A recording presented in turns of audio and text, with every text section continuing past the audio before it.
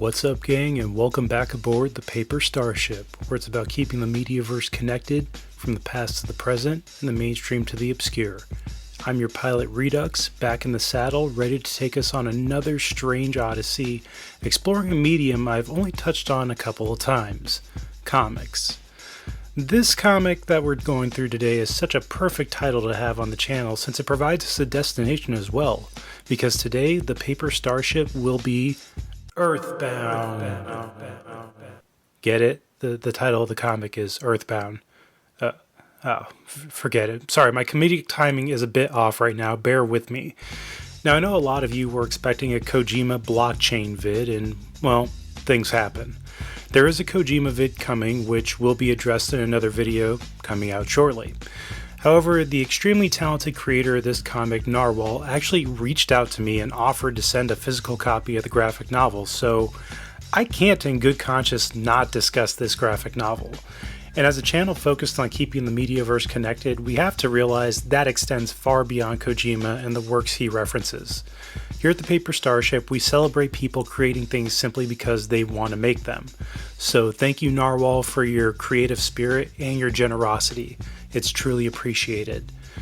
Now, if you guys have been keeping an eye on the periphery of the Starship, our crew engineer Max has been hard at work reviewing indie comics on a regular basis. So who better to have a discussion about Earthbound with than the only other person I personally know who's read it? Before we get on our adventure, this video is not meant to supplant you reading Earthbound. It's meant to shine a light on an awesome comic that hopefully you'll be intrigued to seek out afterward. And a link to Earthbound and Narwhal's Twitter are both in the description as well. But without further ado, let's mosey.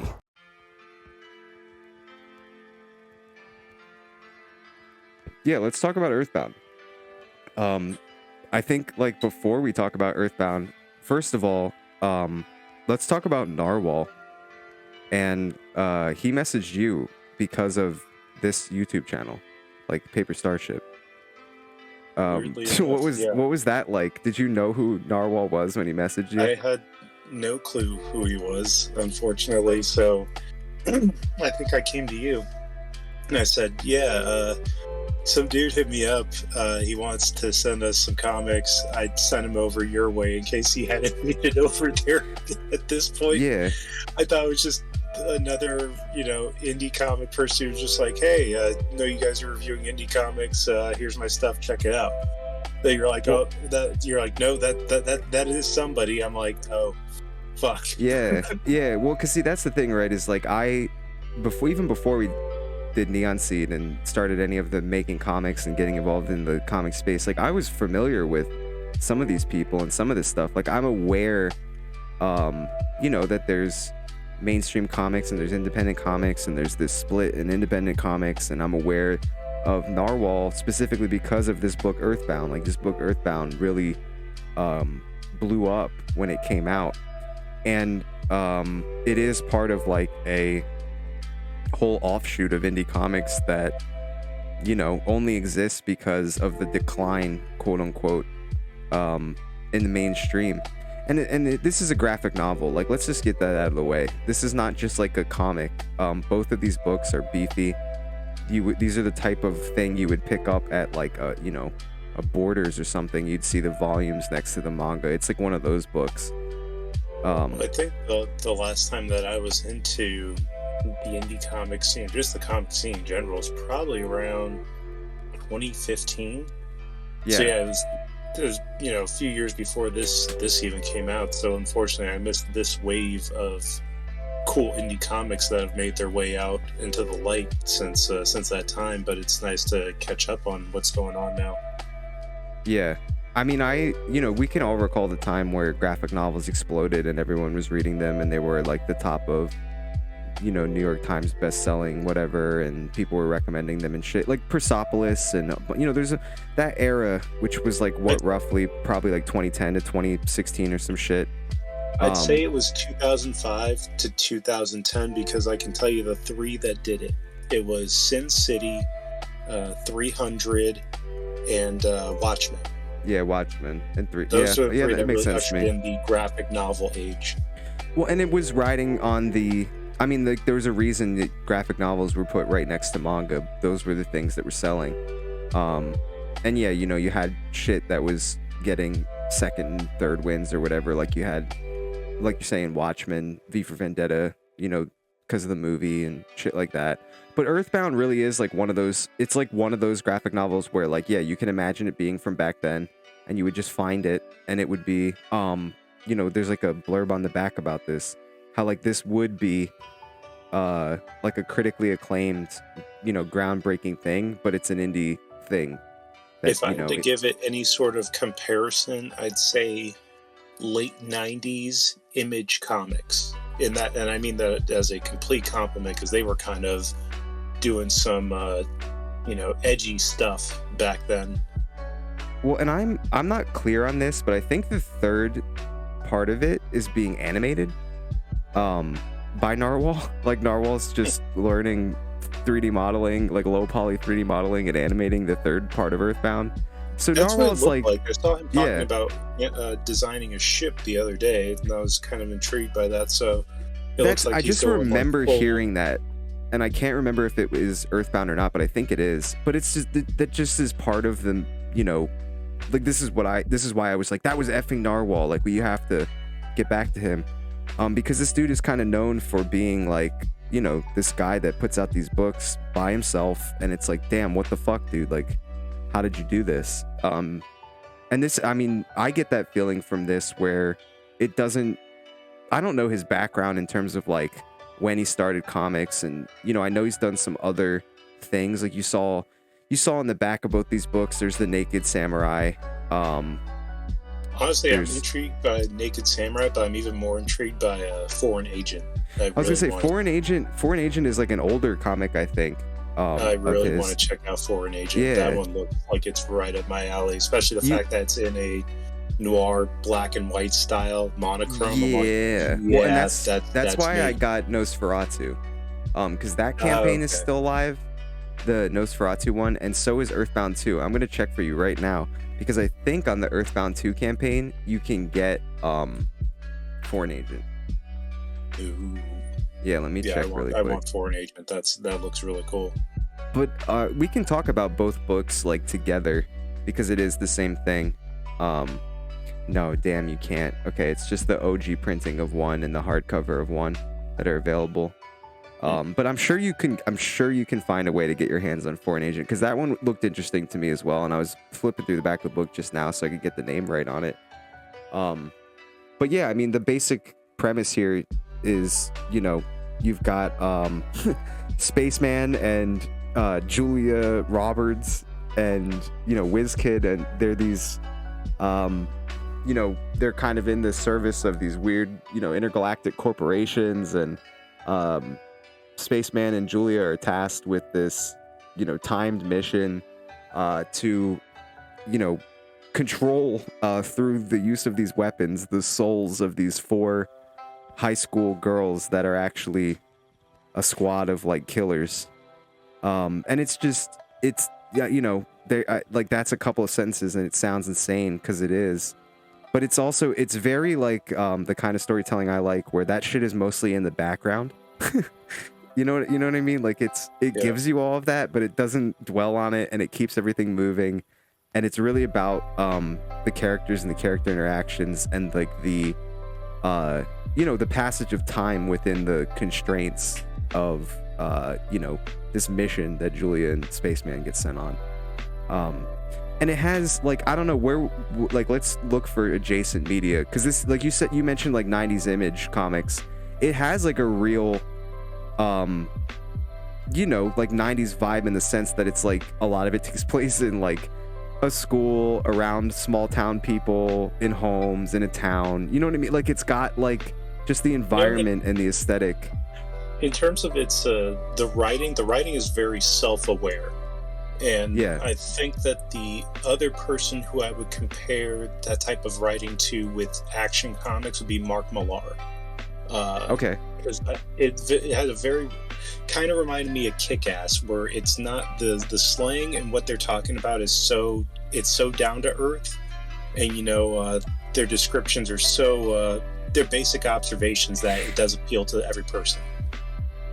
And there's something about the proficiency that you buy into so early for Spaceman and Julia, where they're brought out of this like cryostasis and they're given these weapons and sent on this mission, and you just accept that, like, I don't know what they've done in their past.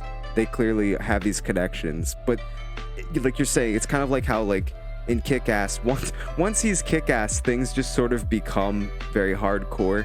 And it's like, once they have the R-type weapons and they're on Earth, it's on. It's like, it almost even like, I kept thinking, and this is sort of just like my advantage on it, that this is what I would imagine. This is going to sound weird. This is what I would imagine, like, American manga would be, if that makes sense. Like, this has like Fooly Cooly vibes with the aliens and the small town, but it has such a distinct, like, American artist feel to it with the character designs and the, like, I don't know what you would call this style. I don't know. It's got a very, I relate to the style because there are a lot of the times where the images are very minimalist. Yes. And it's just focused on the shape of a character and not so much specific details. Like, you're not looking at how many magazines of bullets are they carrying or shit like that. It's all this very abstract minimalist style. I don't want to compare it to, I don't think that I can compare it to anybody else's because I think that would do it a disservice. Well, but it does have this very unique look to it. It's fun. The visual style is kind of like even though I know it's not like he took photographs and drew over them or something, but it's like that Scanner Darkly, Waking Life, painted over, everything feels like it's always moving, even though it's just images. And it's because, like you're saying, a lot of these drawings are about the form and the shape more than they're about the details. And that might be why, like, panel to panel, it always feels like this comic is in motion. Especially because, too, like, I noticed this, but there are a lot of times where, characters just aren't wearing a lot of clothing, it's not all the time, but it doesn't shy away from nudity. It doesn't shy away from, the body itself, the shape of the body. And I thought that was really cool. And I think you see more of that in 2 when you get to the, like, dance, everybody in town is recruited by Spaceman and it's like an all-out brawl and you get the 2 sisters fighting, and it really has these, like, frame by frame feel of just being all motion and all about finding the line of the body to convey the best, like, angle on the fight. And that's what's brilliant about it, right? Like, that's where the artistry is. It's in the choices of what was drawn, not so much the details of what were drawn. Because it's not like, this isn't like 90s comics that are, like, super rendered, you know what I mean? This isn't like the inside of this comic does not look like an over-rendered X-Men cover where you get, like, a ton of cross-hatching and detail and shit like that. What I will say is go ahead. The use of the full page spreads, though, so good. Very, many of those are just like, I do wish I could have a lot of those as just their own poster. I think that's when you're looking at a comic and you see full page spreads like that and you're like, I want that as a poster. You've done your job right, because I stopped. Even some of the ones with just, a void of space and just a few pieces of imagery in there. It's something that just makes you stop and look at it, and I think that's really cool to have. They work well as these kind of segues to another chapter. I think that's a great, like, if you think about the way that some anime episodes will end with a zoom out of outer space of a space colony or something, they have that type of feel to it, like, get ready for the next episode type thing. Yeah, and I think a lot of because you get 2 of those really early on. Obviously, the title page with the Maybe I Can Conquer It from WizKid, and then when they're walking Julia and Spaceman through that alien complex, and they're on that bridge. The entire thing, that one still sticks out to me. That one. It's very badass, and it's like it kind of has it has an aesthetic that I think we're starting to see more of. Like, I don't want to call it a Bridges aesthetic, because it's not like, you know, DS It's invented a void this. aesthetic. Yeah, it's a void aesthetic. Exactly, it's a void aesthetic, and especially because both characters are basically naked. They're in these, like, you know, bodysuit things and handcuffed, and it's very well done. But it's also like this works in tandem with the writing.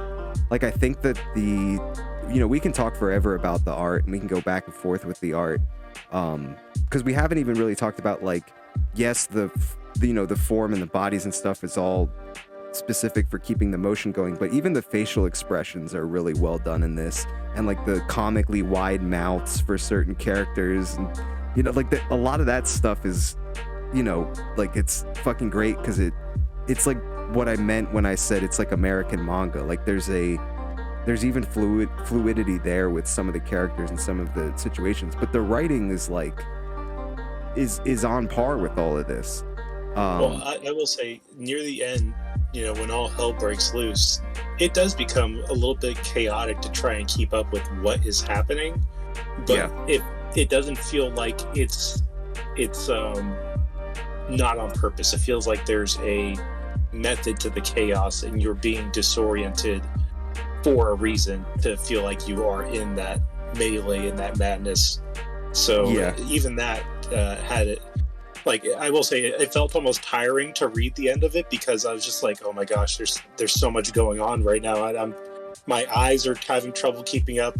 My brain's having trouble keeping up with who's saying what at this point. Is why I mentioned Fooly Cooly, you know, because it has the, like, the fervor of Fooly Cooly, and you definitely feel that the second book is great. The second book like wraps up the whole arc set up in the first one, and really does leave you on. I can see where this is going to go if it's animated too. I can actually understand why you would animate it, because now you're out in space and it's a bigger world, and make it 3D. It's actually a really cool artistic choice. But like, yeah, the end of 2 is disorienting, and I think it's on purpose. But I think, like, I've read this once. If I go back, I'll probably pick up on, you know, on shit. It's like a movie or anything else. I feel like with multiple readings, you will pick up on nuances and small things that you didn't see in the first go, or you'll see things in the background of images that maybe you didn't pay attention to. I do feel like it is you know, like most things we talk about, it's totally experiential, but it also depends on you kind of being willing to go down the rabbit hole more than once. Yeah, definitely. Because there's a lot with the, you know, there's a lot with the characters outside that trio of Julia and Spaceman and WizKid. Like, the conspiracy theory school newspaper kid is fantastic, and his friend Note. You know, all the people that end up being shot with the R-type and controlled are all really interesting. Like, the second book opens with like a cool profile on who is all wrapped up and everything, and I would like to see, you know, I'd like to see where some of these characters are going to end up in this story, knowing that it goes on. This is one of those few ones I would actually like to see a prequel book, because there's so much history to the character Spaceman, WizKid, and Julia that you're just like, I want to know what happened before all of this. It's set up almost like begging for one anyway, because there's a 4-year gap of WizKid is on Earth, and they knew him when he was an actual kid, and now he's 4 years older, but they're not. And I think there's gonna be a lot of that potentially. Like, I can see where you can take a third act of this now that you've kind of wrapped up your opening arc. But it's just like, I don't know what the intention is, because clearly this is not written in such a way to be just done right now. And it made enough money for it to go on. So it is kind of crazy where like I absolutely could see a world where if this were sitting on bookshelves during that time period we talked about, there'd be like, they'd have made a movie of this shit.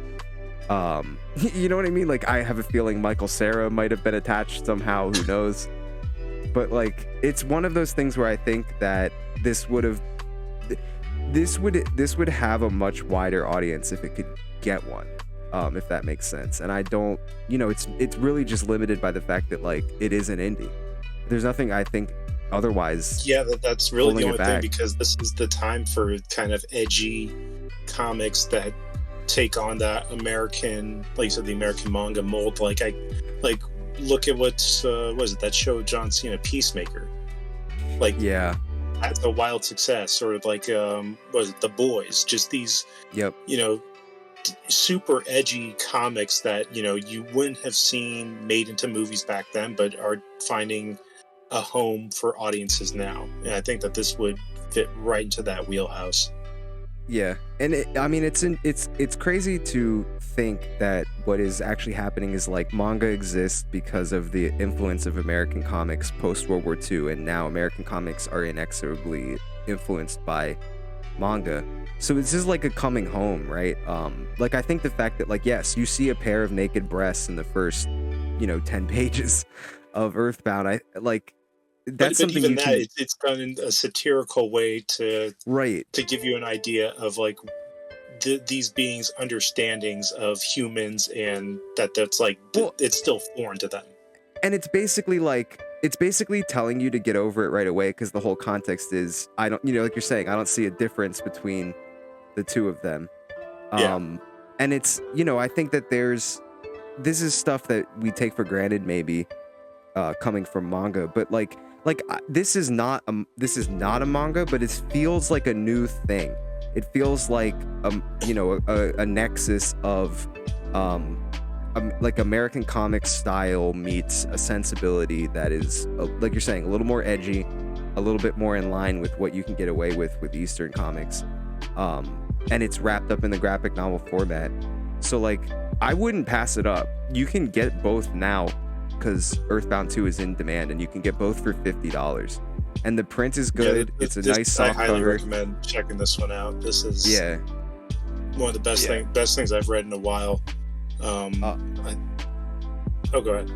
Oh no, I was just gonna say like I will like I'll give you the links and everything if you throw this up on your channel so people can easily find it because I don't know when it'll go down off of Indiegogo, but Narwhal had mentioned they have like a box or two left of these, so they're trying to like I assume they're trying to probably just get it to somebody who does their distribution and get it in comic book stores or get it somewhere and just take a price cut on it or something. I don't know how that works, but like if you're trying to get one of these, given the nature of indies, like it's not a guaranteed that there will be any more, Yeah, that's true. This book, because Earthbound's older, right? It's like 2 or 3 years old, maybe even 3 or 4 years old. And the second one is not as old as that, but if you want to get physical copies, like this is your chance. This is the last call potentially. Yeah, and thank you very much, Narwhal. I really appreciate it. I think that when you mentioned in our chat, possibly sending a physical copy, I flat said we love physical media over here. So yes, thank you so much. I really appreciate that. That's probably my birthday's next month. That's probably one of the coolest early birthday gifts I've had. So I thank you for that.